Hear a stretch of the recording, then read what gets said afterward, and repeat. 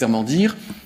que l'activité épidémique a vocation à rester intense ou à demeurer réelle dans ce département. Alors, pour pouvoir affiner ces données, nous allons nous appuyer sur d'autres indicateurs qu'on appelle des signaux plus faibles, mais qui sont des indicateurs importants, comme par exemple les remontées d'informations qui nous viennent des médecins généralistes, avec ce qu'on appelle le réseau Sentinelle, qui est un réseau de médecins impliqués dans les politiques de santé publique, et comme pour chaque épidémie, notamment pour la grippe,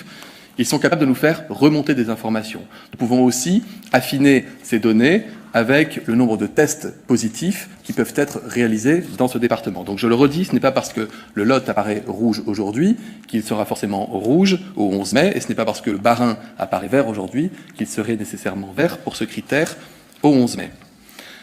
La deuxième carte qui va apparaître sur votre écran,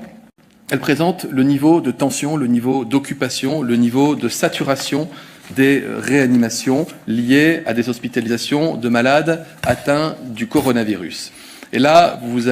ça vous paraît sans doute plus familier par rapport aux informations que vous avez acquises au cours de cette épidémie, à savoir que vous avez un grand quart nord-est qui apparaît en rouge. D'abord, vous dire que pour cet indicateur, raisonner à l'échelle du département ne ferait pas sens. Il faut raisonner plutôt à l'échelle des régions, puisque, comme nous l'avons vu dans la région Grand Est, lorsque l'épidémie frappe un territoire, on fait appel alors à toutes les réanimations, à tous les établissements de santé publics et privés de la région concernée pour être capable de sauver des vies et d'accueillir dans les meilleures conditions possibles les malades. Ainsi, vous avez un certain nombre de régions qui apparaissent en rouge parce que plus de 80% des lits de réanimation, ils sont occupés par des malades atteints du coronavirus. Lorsque les territoires apparaissent en orange, c'est que 60 à 80% des lits de réanimation sont encore, à date d'aujourd'hui, occupés par des malades atteints du coronavirus. Enfin, lorsque les territoires apparaissent en vert sur la carte, c'est que moins de 60% des lits de réanimation sont occupés par des formes graves de coronavirus. C'est un bon indicateur de la tension des réanimations. Ce qu'il faut que vous compreniez, c'est que tant qu'il y a beaucoup de malades dans les réanimations, tant que les réanimations n'ont pas retrouvé un rythme de croisière normal, nous devons faire particulièrement attention au moment où nous levons le confinement, parce que s'il y avait une reprise épidémique, eh bien très rapidement, nous pourrions atteindre une saturation des réa, et ça, c'est évidemment ce que nous cherchons à éviter le plus possible. À nouveau, ces données, elles sont disponibles, accessibles, réactualisées très régulièrement. À nouveau, ces données sont sensibles, elles sont importantes à suivre, et à nouveau, ces données n'illustrent que la situation au jour d'aujourd'hui, et pas la situation au 11 mai, elle est encore susceptible d'évoluer, même si, concernant ces données de saturation des réanimations, elles évoluent forcément plus lentement que les données de circulation active du virus. Et enfin, vous avez une carte de synthèse qui va apparaître, une carte de synthèse qui fait la synthèse de ces deux principaux indicateurs, avec des territoires qui apparaissent en rouge lorsque au moins un des indicateurs est en rouge pour le département concerné,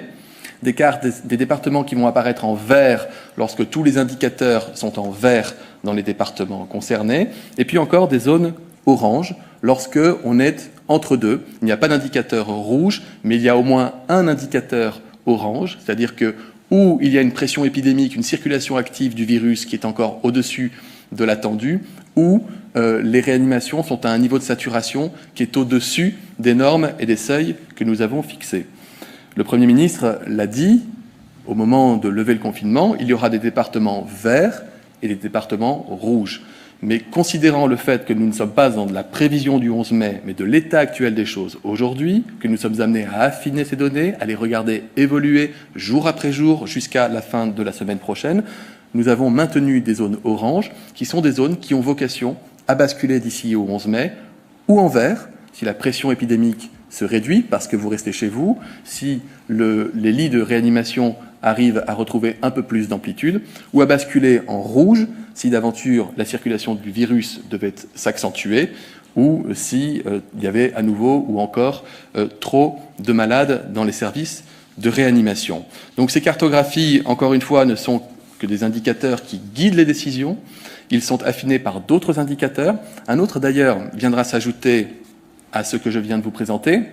À partir du 11 mai, nous serons en mesure de vous présenter les nombres de tests qui sont réalisés par territoire. Vous savez que nous activons tous les laboratoires de ville, les laboratoires hospitaliers, les laboratoires vétérinaires, de recherche, de gendarmerie, de police, pour pouvoir être en mesure de tester tous les cas symptomatiques, de tester toutes les personnes contacts, avec un gros travail derrière pour faire ce qu'on appelle du contact tracing, c'est-à-dire aller repérer tout l'entourage proche des personnes qui seraient malades, de manière à les isoler, pour les protéger et protéger le reste de la population. Si d'aventure on devait s'apercevoir que le nombre de malades devient supérieur à ce que nous avions prévu de pouvoir tester sur un territoire donné, ça pourrait être une information importante et nous vous la communiquerions. Mais sachez que nous mettons tout en œuvre pour préparer notre pays dans la perspective du 11 mai. Nous rappelons l'objectif, être capable de tracer toutes les personnes symptomatiques, leurs cas contacts, d'être capable d'isoler les personnes